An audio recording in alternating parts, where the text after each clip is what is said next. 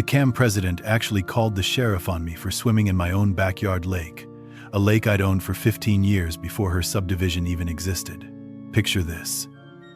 I'm floating peacefully in my private lake at sunset, watching the loons call across the water, when suddenly police sirens cut through the evening crickets like a buzzsaw through silk. Sheriff Deputy Martinez pulls up my gravel driveway, looking as confused as I felt. "Sir, I'm sorry, but I have to issue you a citation per CAMB complaint," he says, barely able to keep a straight face. Behind him, Karen Whitmore stands at my property line with her arms crossed and that artificial smile that never reaches her cold blue eyes. The citation: a $1,000 fine for unauthorized recreational water usage in a restricted zone. I'm standing there dripping wet, staring at this piece of paper. "Ma'am, this is my lake. I built this dock with my own hands when you were still living in California. What would you do if someone tried to control water on your own property? Drop a comment and tell me where you're watching from. I bet you've got CAMB horror stories too." Little did Karen know, I'd spent 20 years as a municipal finance director. Big mistake. Let me back up and tell you how I ended up in this mess. My name's Garrett, and 3 years ago I lost my wife Sarah to cancer. We'd been married 22 years, and losing her felt like someone ripped half my soul clean out. The grief was suffocating, you know that feeling where you can't breathe, can't think, can't imagine tomorrow without them.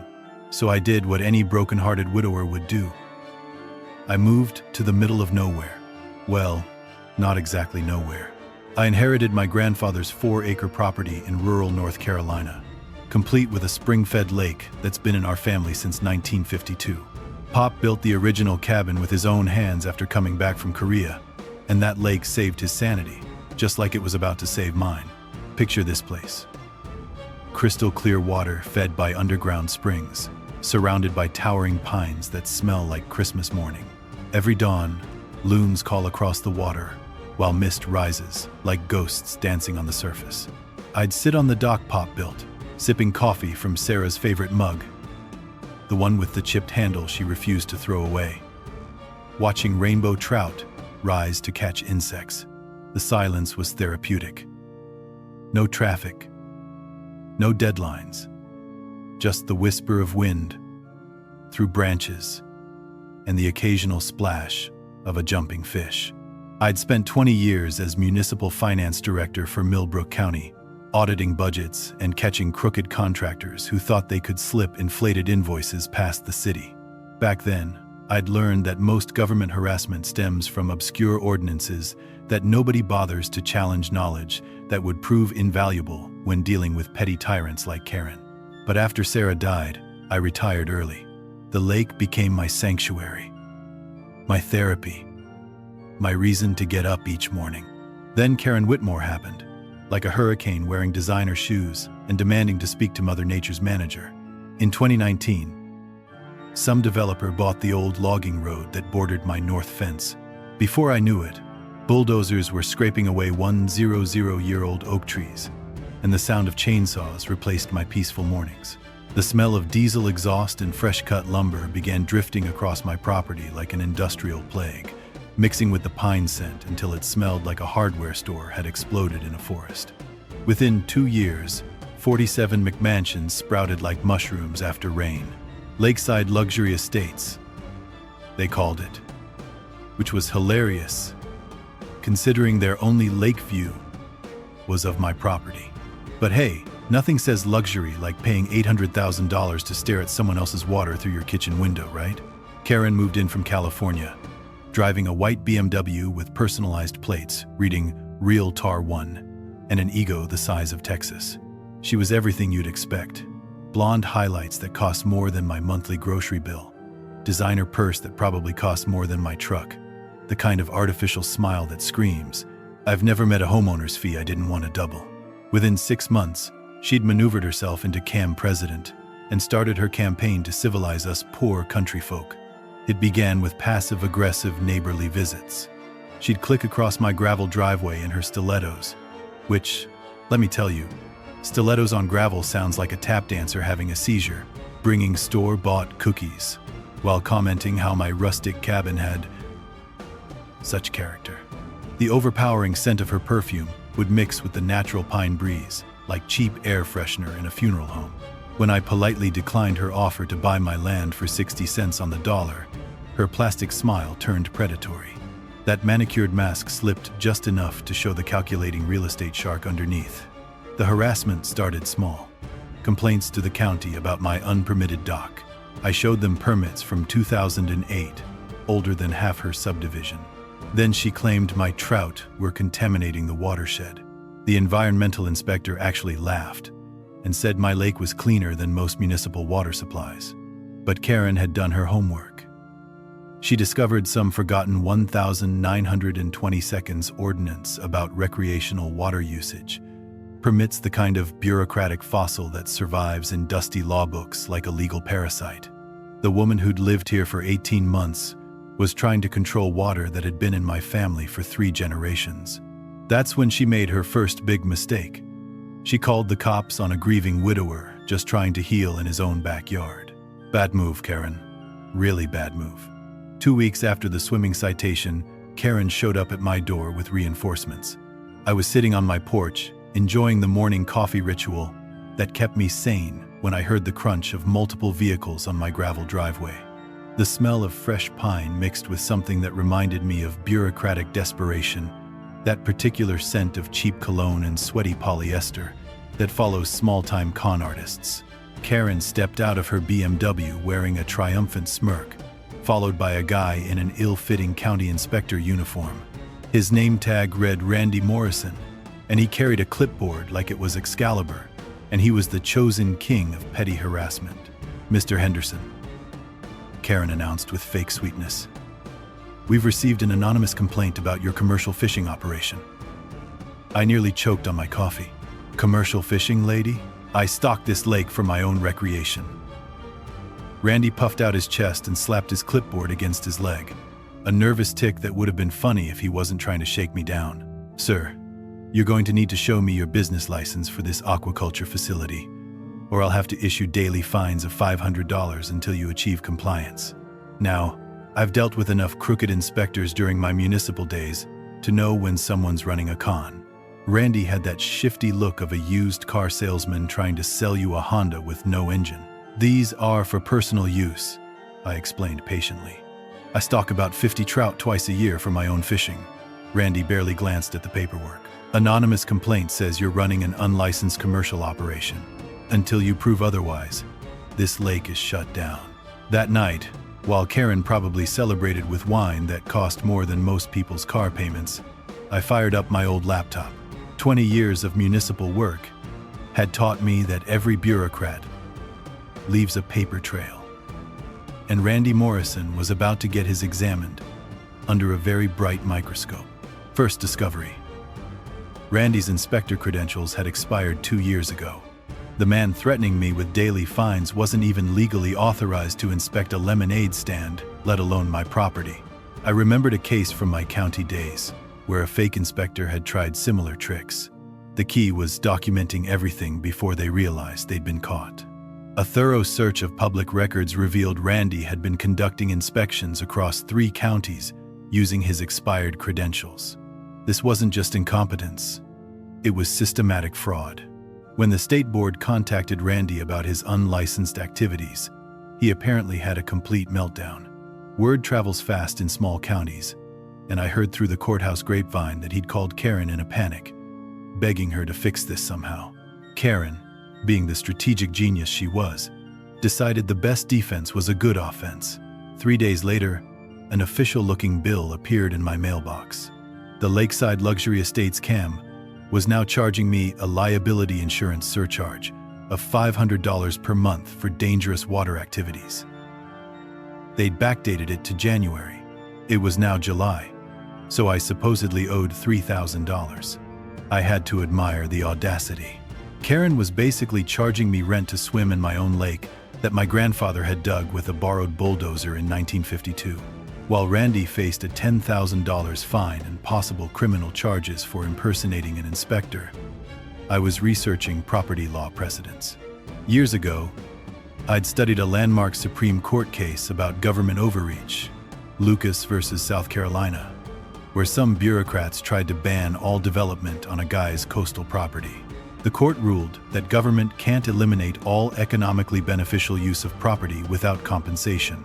The principle was simple. They can't force you to pay fees for legal activities on your own land.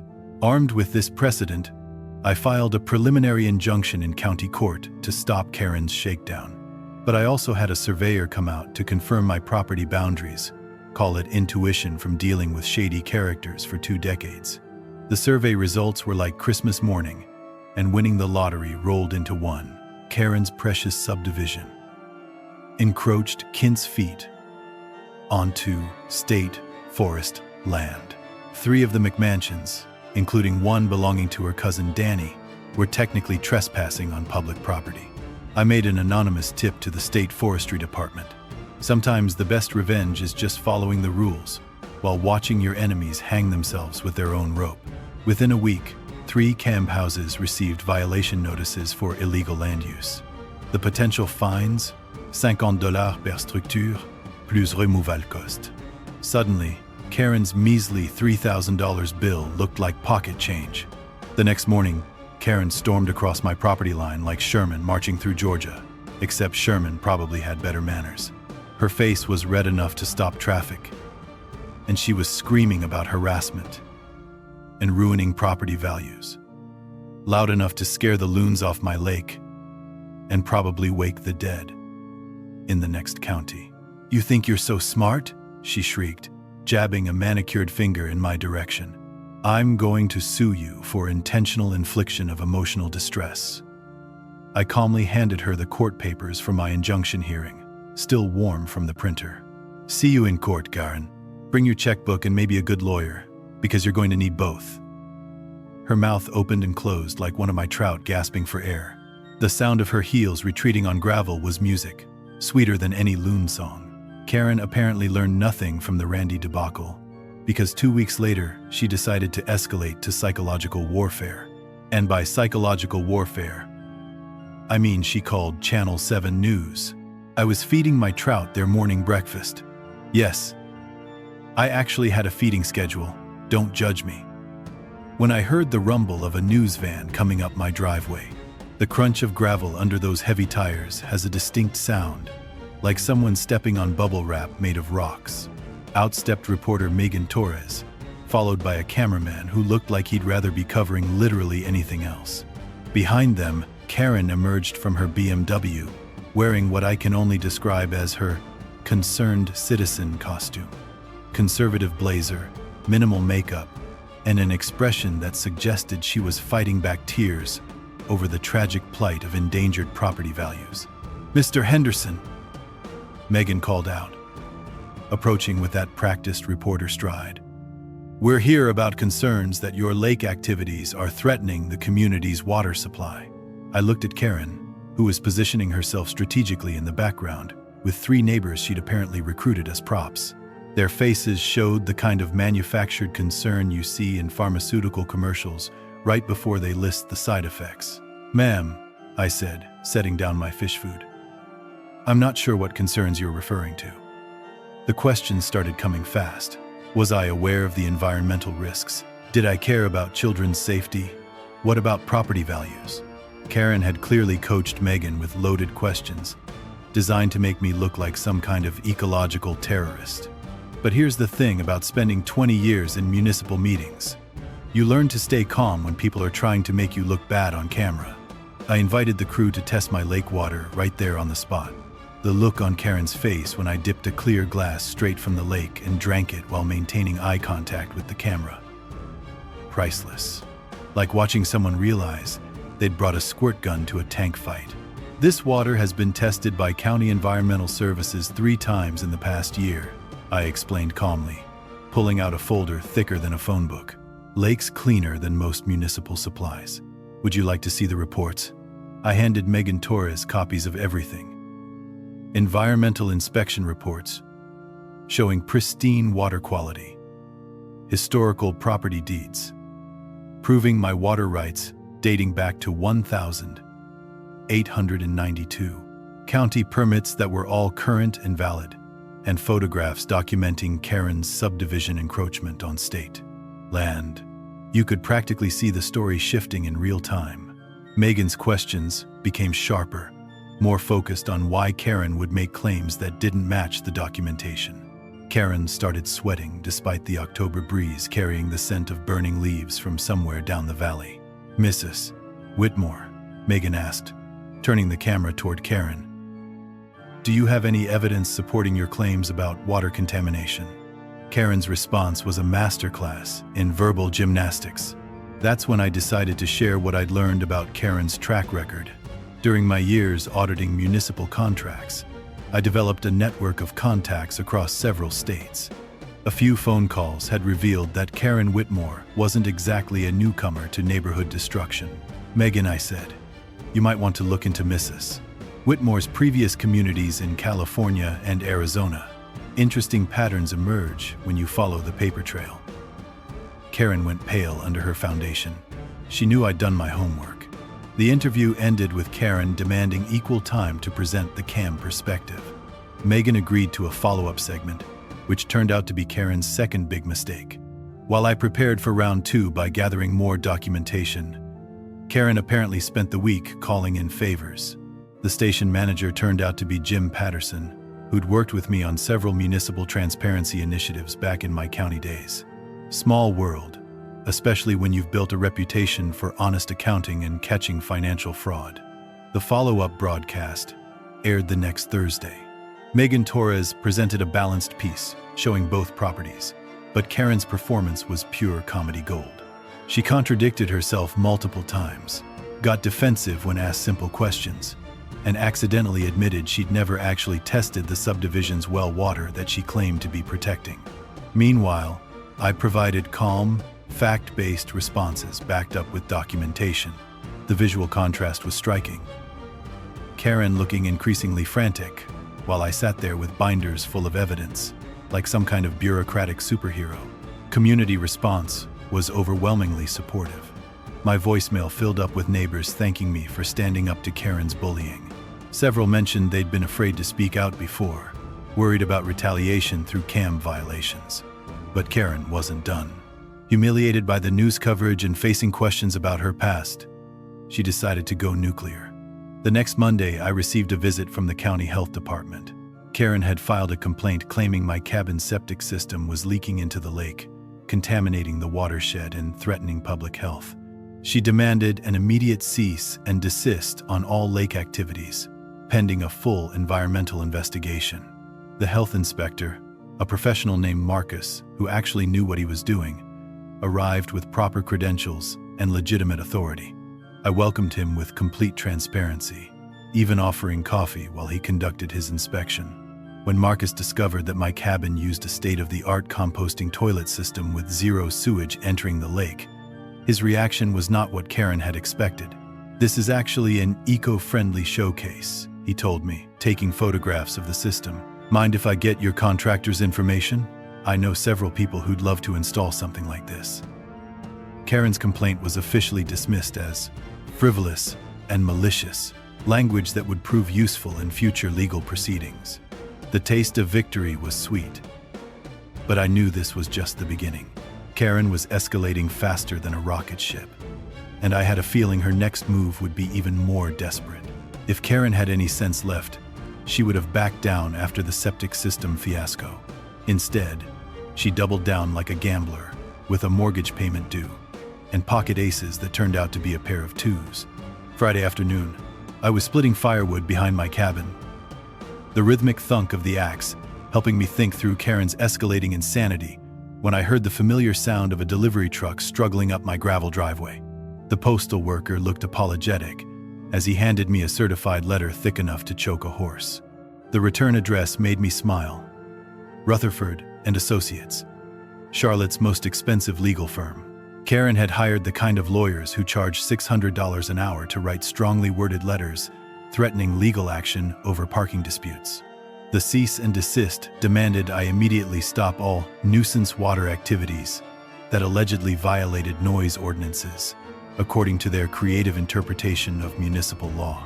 My swimming created excessive splashing sounds that disrupted the peaceful enjoyment of neighboring properties. They wanted $5,000 in mediation fees to avoid a full lawsuit. I had to admire the creativity. Karen was literally trying to fine me for making splash sounds while swimming in my own lake. The woman had turned petty tyranny into an art form. But the legal letter was just the opening act. Over the weekend, Karen organized what I can only describe as a surveillance campaign.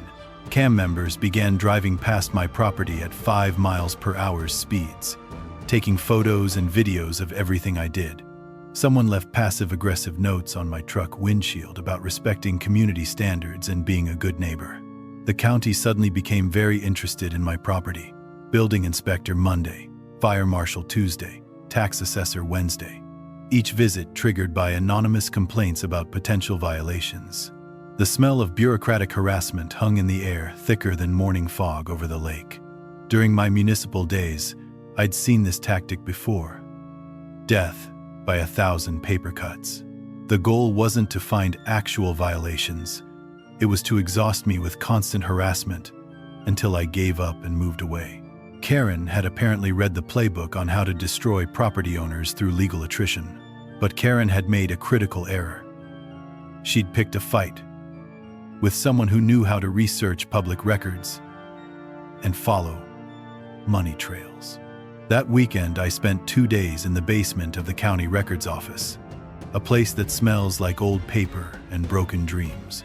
What I discovered was better than Christmas morning. Karen's subdivision had been built using an emergency wetlands permit that required a 25-foot buffer zone from all natural water sources.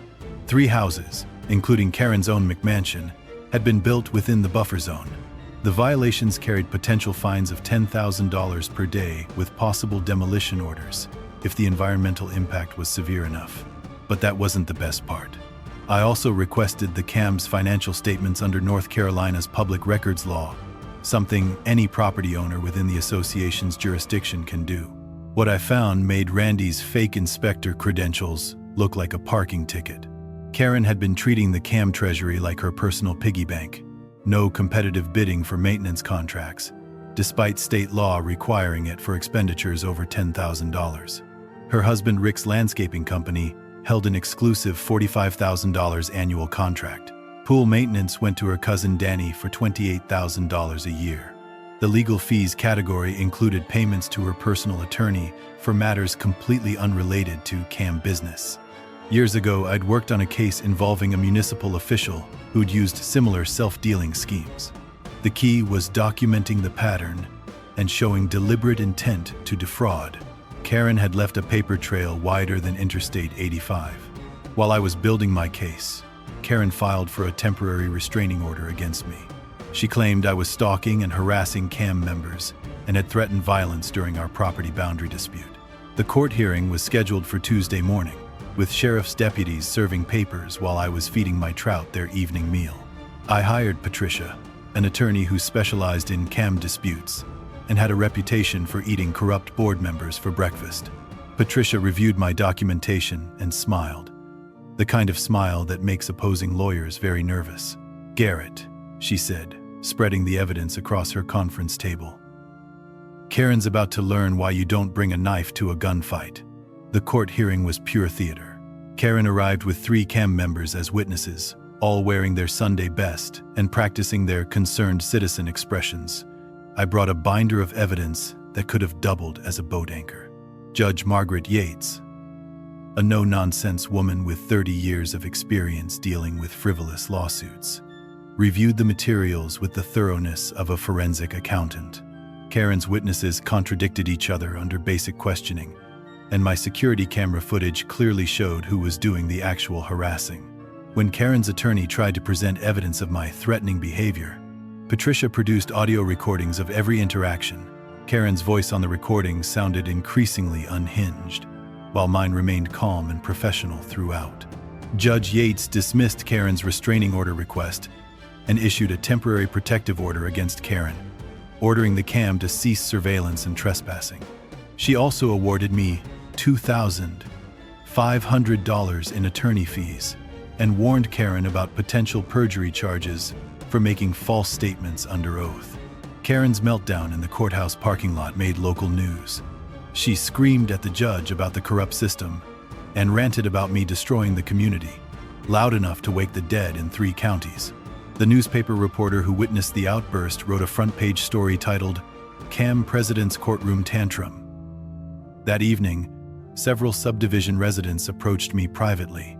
They revealed Karen had been harassing them too. Pool parties shut down for noise violations, garden decorations deemed architecturally inappropriate, parking violations for guests staying more than 4 hours. Some residents were actually considering a recall petition to remove Karen from the board. But while I was savoring this small victory, Patricia had discovered something in the original CAMB charter that would change everything. Hidden in the dense legal language was a clause I'd completely missed, one that would shift the balance of power permanently. Any property owner within 1,000 feet of the subdivision could petition to join the CAMB as a voting member. My lake property not only qualified geographically, but as the largest single parcel, I would control 30% of the voting shares. Karen had been so focused on harassing me, she'd never realized I could simply join her little kingdom and vote her out. The irony was delicious. In her desperation to control my property, Karen had handed me the keys to controlling hers. While Patricia was preparing for our next legal move, she made a discovery that changed everything. She'd been reviewing the original subdivision plat maps, those boring technical documents that most people never bother reading, when she found something that made her call me at 6:0 inches the morning. "Garrett, you need to get down here immediately," she said, her voice containing the kind of excitement lawyers only get when they find a smoking gun. Karen's entire development is built on a house of cards, and it's about to collapse. I drove to her office through the early morning mist rolling off my lake, the smell of damp pine needles mixing with anticipation.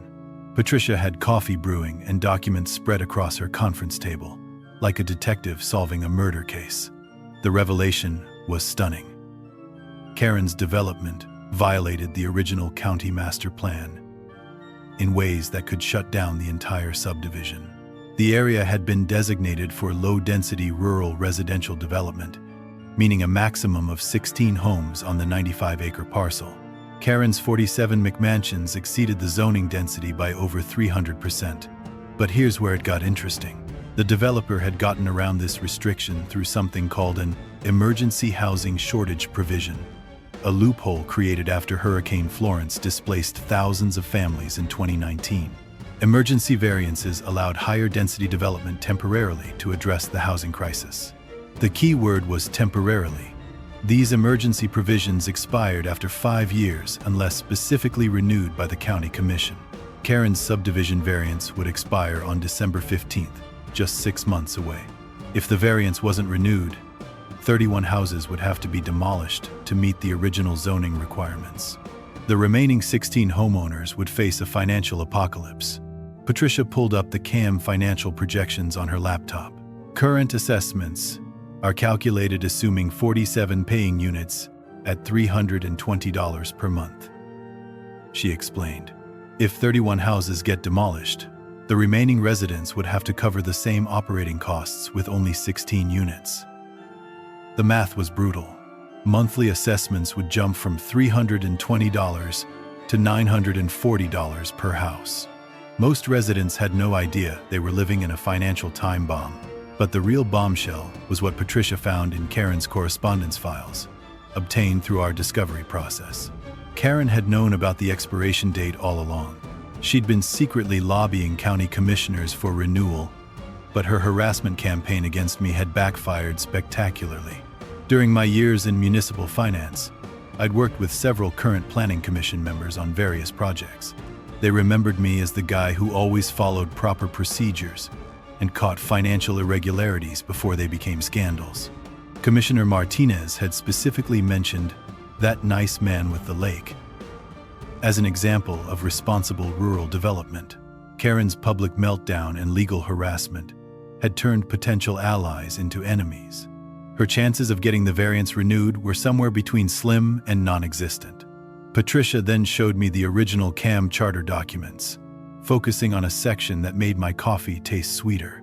The charter defined membership as all property owners within the community boundaries, which included a 100-foot buffer zone around the entire subdivision. My property fell within that buffer zone by 23 feet. As a pre-existing property owner with legal standing, I had the right to join the CAMB as a voting member. The charter specified that voting power was proportional to property size and assessed value. My 4-acre lakefront property was assessed at $485,000, while the average subdivision home was assessed at $225,000. Under proportional voting rules, I would control 31% of all CAMB decisions. If you join the CAMB, Patricia explained, you can block any assessment increases, call special elections for board positions, access all financial records without jumping through public records hoops, and propose charter amendments with your voting bloc. The irony was perfect. Karen had spent months trying to control my property through CAMB regulations. Now I could join her CAMB and control her. But as I sat there, looking at the legal documents, I realized something important. I didn't want to destroy this community. Many residents were victims of Karen's schemes, just like me. The real solution wasn't revenge. It was removing the cancer and healing the patient. My goal shifted from payback to community restoration. Remove Karen. Fix the financial problems. Create a sustainable CAMB that actually served its residents, instead of feeding one person's power addiction. Karen, meanwhile, had somehow learned that information about the zoning expiration was leaking. She'd called an emergency CAMB meeting for the following Saturday, claiming urgent financial matters required immediate attention. The meeting notice went out with minimal advance, warning a classic suppression tactic to limit attendance.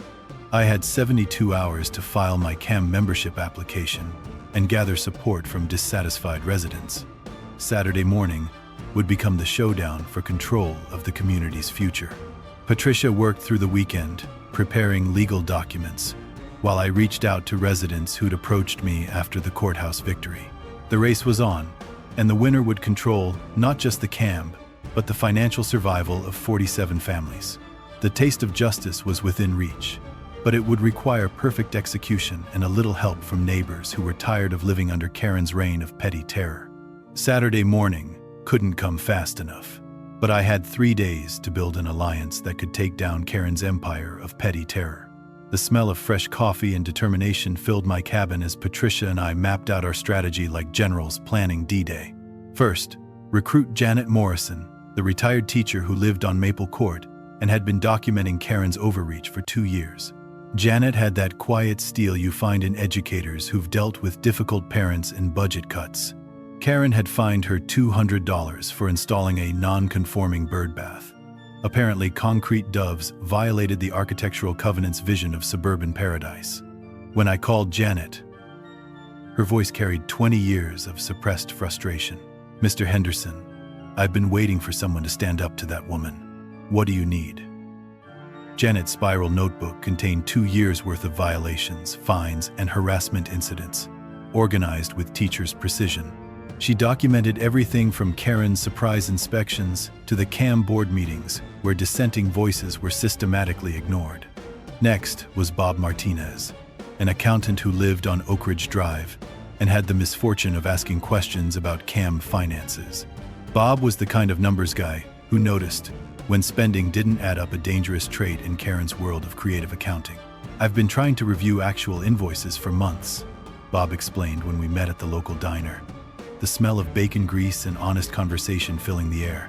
"Karen claims everything's proprietary information, but I've found $43,000 in unexplained expenses just in this year's budget." Bob's spreadsheet showed a pattern of financial irregularities that would make any auditor's heart race. Landscaping bills that didn't match the actual work performed, equipment purchases with no delivery records, legal fees for services that had nothing to do with CAMB business. Our third ally was Lisa Park, a civil engineer who'd originally designed the subdivision's drainage system before Karen modified the plans without proper permits. Lisa had that practical intelligence of someone who builds things that have to work in the real world. "Karen changed my drainage specifications to save money," Lisa explained during our strategy meeting at my cabin. Now her modifications dump runoff directly toward your lake. The violations could shut down the entire subdivision if the state environmental agency gets involved. Lisa brought technical expertise and professional credibility, exactly what we'd need to counter Karen's emotional manipulation tactics. Friday evening, we held our final strategy session around my kitchen table. The plan was surgical: expose Karen's financial fraud, reveal the zoning time bomb, and present my membership application as the solution to both problems. Bob would handle the financial presentation, using simple charts that any homeowner could understand. $45,000 to Rick's landscaping company for work valued at $18,000. $28,000 for pool maintenance that was actually performed weekly instead of the contracted daily service. Legal fees that included Karen's personal divorce attorney, paid with community funds. Janet would read testimonials from harassed residents, showing the human cost of Karen's power addiction. Lisa would explain the infrastructure violations and environmental risks that Karen had hidden from the community. During my municipal years, I'd learned that people respond to stories more than statistics.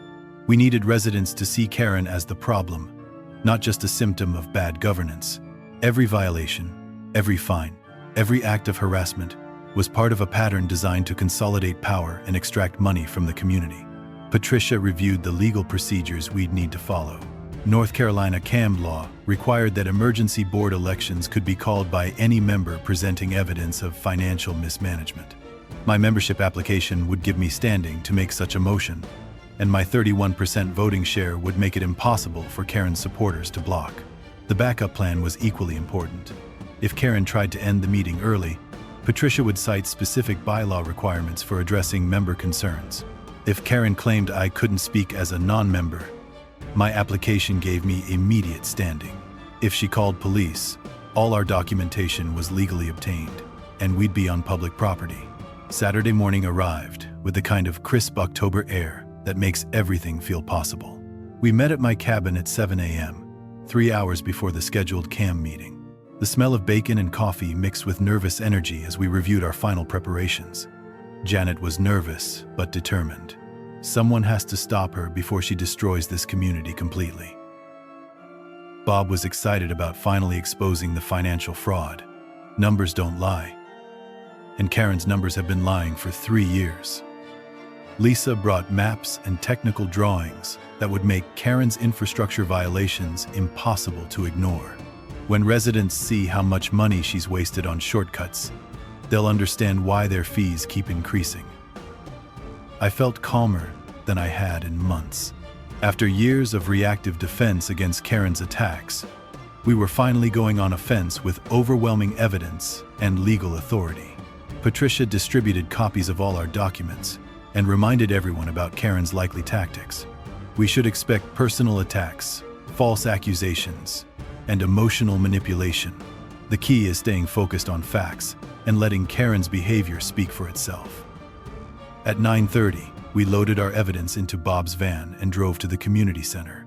The taste of anticipation was sweet, mixed with the satisfaction of knowing we'd done our homework thoroughly.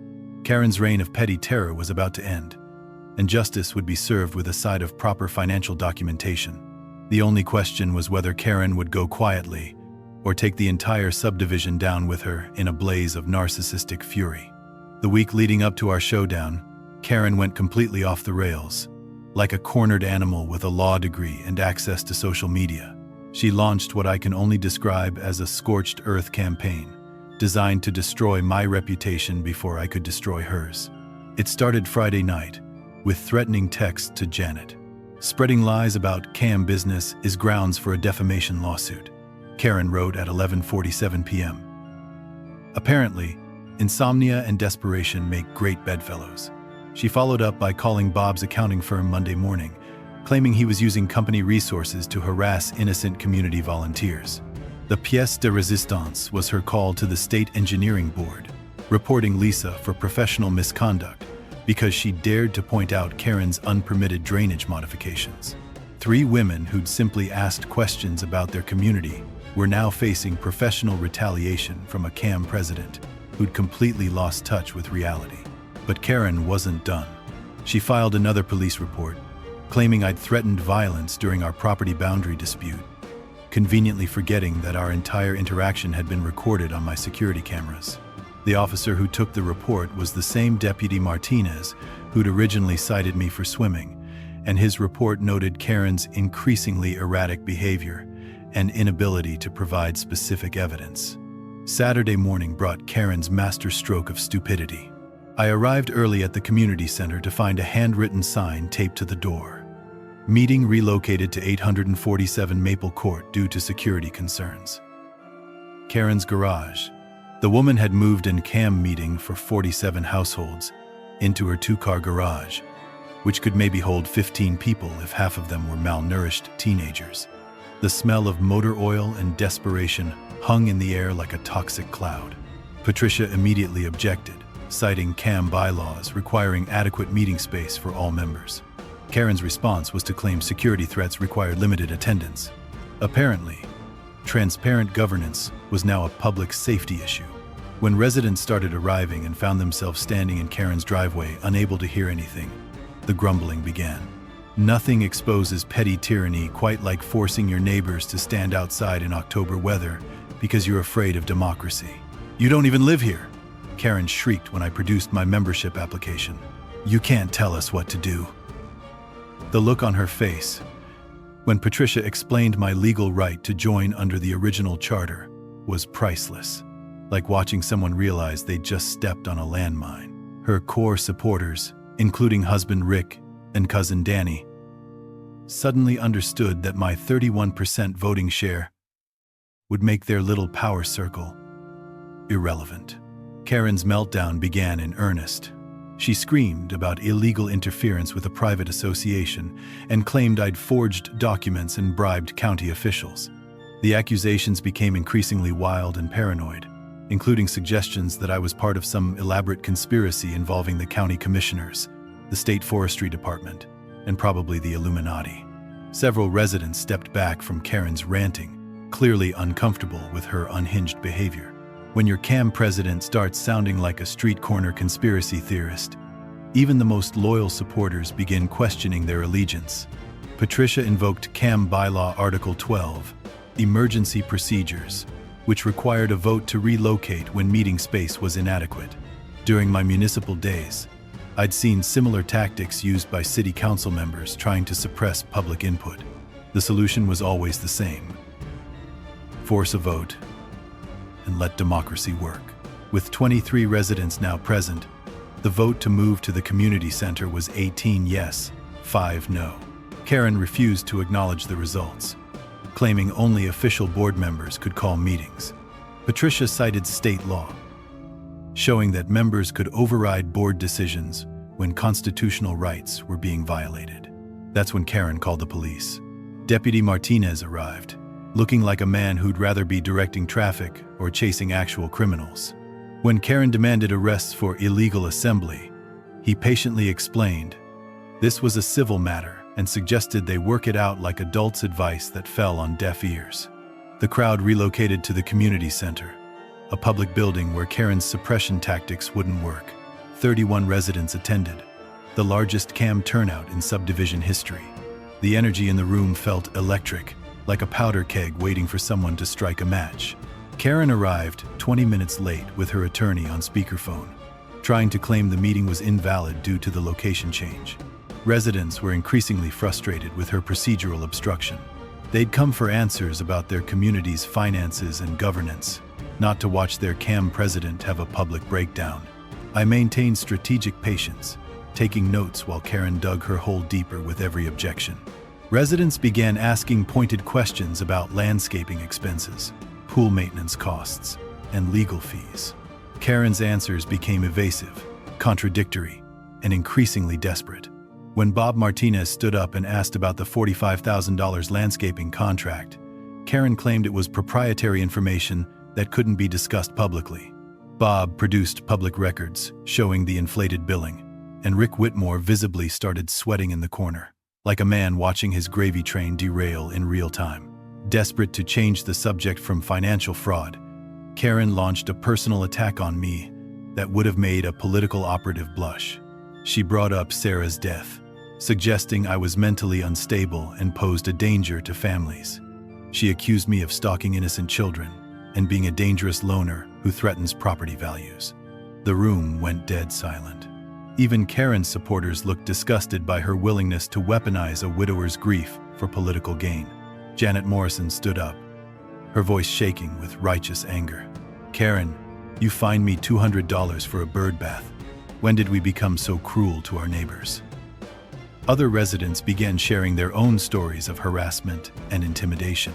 The dam had broken, and years of suppressed frustration came pouring out like water through a burst levee. Karen tried to adjourn the meeting, but residents refused to leave.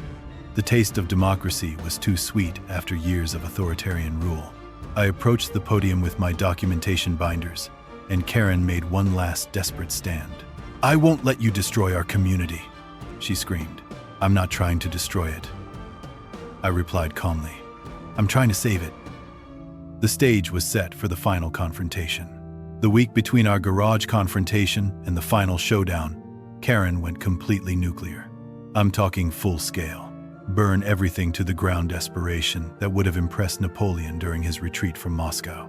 She hired a private investigator, some sketchy ex-cop named Wade, who drove a beat-up sedan and wore cologne that smelled like regret mixed with cigarettes. Wade started following me around town, taking pictures through my cabin windows, and even approached my elderly neighbor, Mrs. Patterson, asking questions about my mental state and daily habits. Karen's social media campaign escalated to pure fiction. She created fake profiles, spreading rumors that I was planning to build a commercial fishing operation that would destroy property values. She posted doctored screenshots of threatening messages allegedly from me, complete with creative spelling errors to make them look authentic. The crown jewel of her smear campaign was claiming that Sarah had actually committed suicide, and I was covering it up to protect my reputation. The woman was now weaponizing my wife's battle with cancer for political gain. Even by Karen's standards, this was a new low that would have impressed Stalin. But while Karen was busy destroying her remaining credibility with increasingly unhinged behavior, I was putting together the final pieces of evidence that would end her reign permanently. Bob Martinez had found the smoking gun.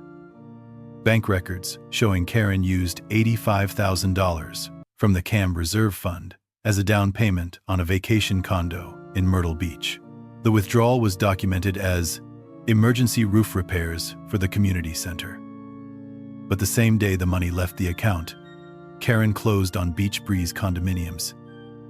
Unit 247. The room exploded into applause and cheers when Bob displayed the bank transfer records on the projector. Karen's face turned the color of spoiled milk as she realized the evidence was undeniable. "This is a setup," she screamed, but her voice was drowned out by demands for transparency and accountability. Janet took the podium next, her spiral notebook, a symbol of 2 years of quiet resistance. "For 2 years, I've watched this community suffer under unnecessary rules and unfair fines," Janet said, her voice gaining strength. "Karen fined me for a bird bath, shut down children's lemonade stands, and threatened my grandchildren for riding bikes on our own street. This is not a community. It's a prison with country club dues." The room erupted in applause. Karen tried to regain control by calling the meeting to order, but the residents were no longer willing to be silenced. Lisa Park took the podium, her technical drawings unrolling like scrolls of judgment.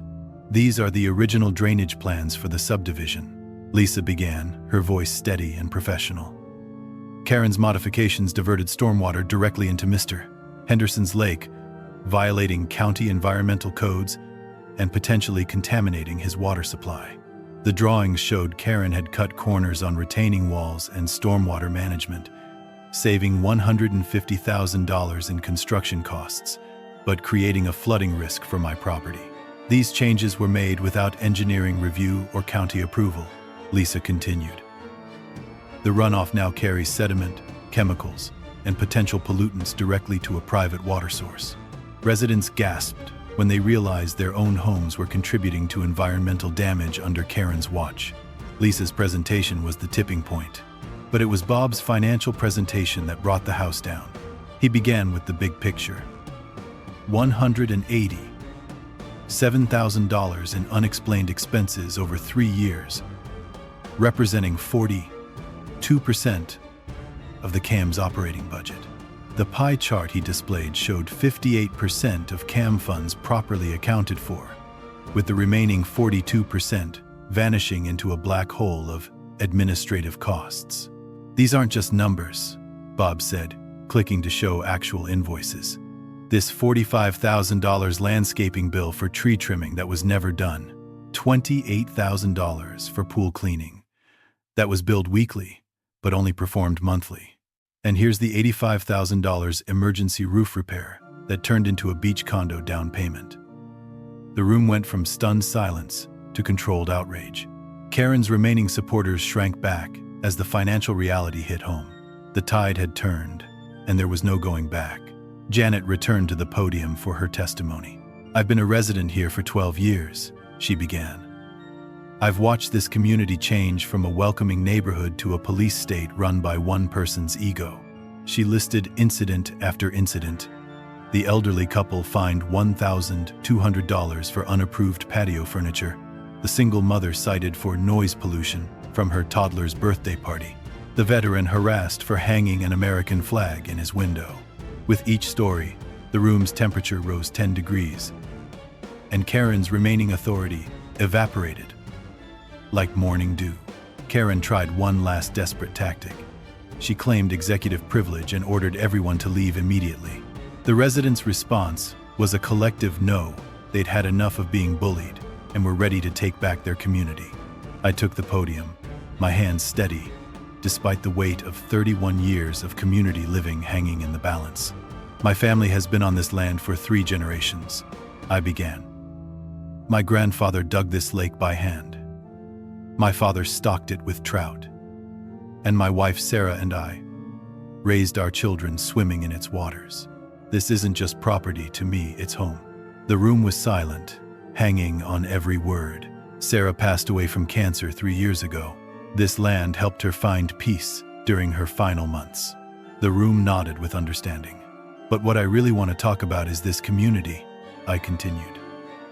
"Karen has turned what should be a neighborhood into a battlefield where neighbors become enemies over bird baths and birthday parties.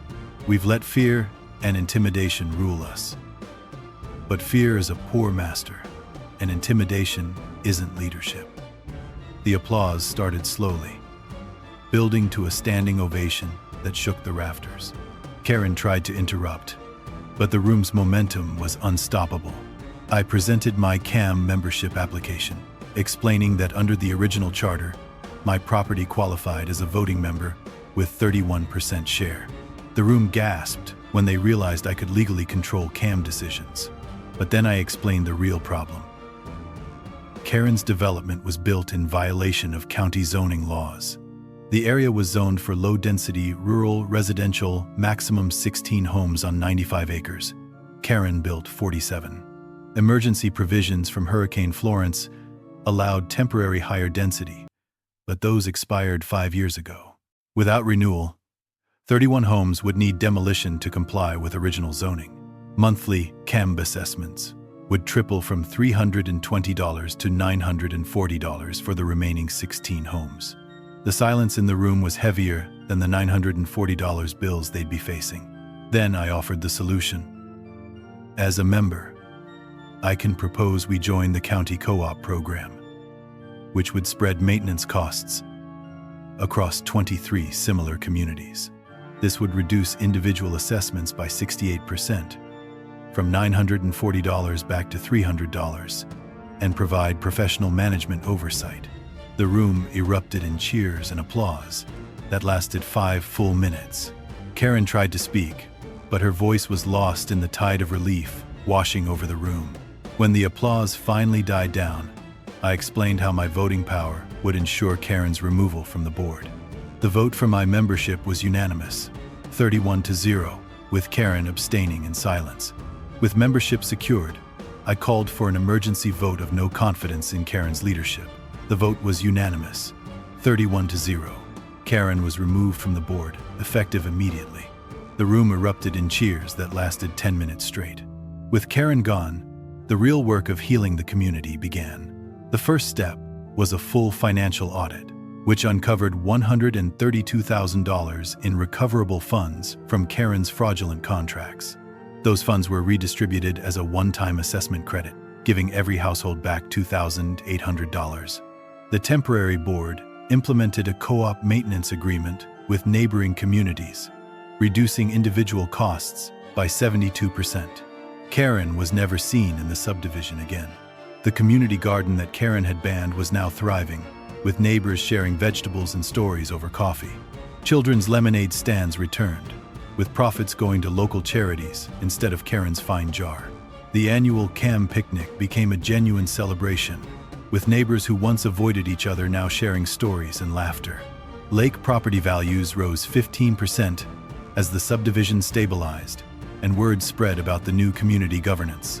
The county even used our community as a case study for responsible rural development and transparent CAMB governance.